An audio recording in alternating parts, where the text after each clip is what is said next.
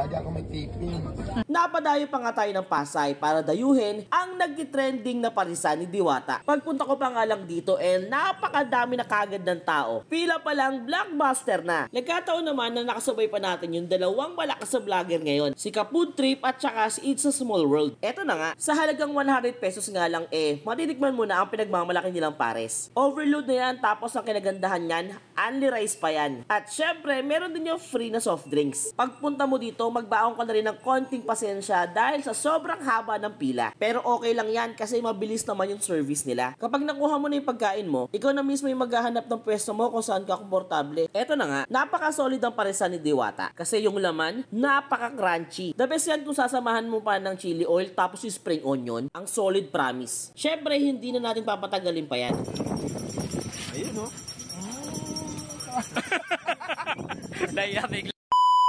At kung nakaabot ka sa part ng video na to, paki-comment naman kung saan nakaabot ang nakakatakam na pagkain na to. Kaya ayain mo na mga upwards mo at dayuhin nyo ang pangmalakasang kainan na to. For sure, kokota din kayo. Yun lang, bye!